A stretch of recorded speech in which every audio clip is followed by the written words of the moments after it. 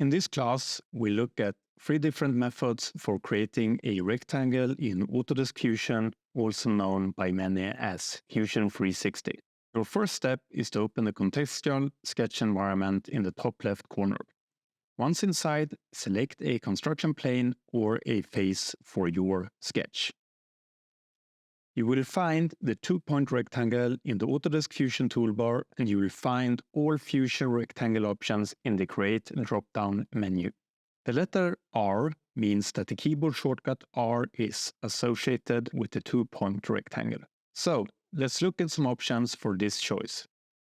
It's very easy for you to create a 2-point rectangle, but this rectangle also comes with some limitations. As you see, we are limited to 4 different directions once we place our first anchor point. You can easily jump between data input boxes by pressing the Tab key on your computer. A little lock indicates that this dimension is locked, and the gray symbols that appears once you create your rectangles are constraints, which you find in the toolbar. Let's try the Autodesk Fusion 3-point rectangle. One advantage with the 3-point rectangle is that you can work in any direction. This gives you more flexibility, but this rectangle also requires 1 extra click, which is 50% more clicks than the 2-point rectangle.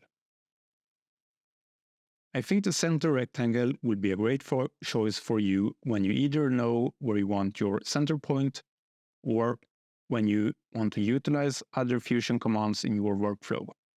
For example, if you intend to use a central construction plane as a mirror plane or cut tool, well, then it might be a good idea to use the center rectangle when you place your rectangle with equal dimensions on each side of the orgo.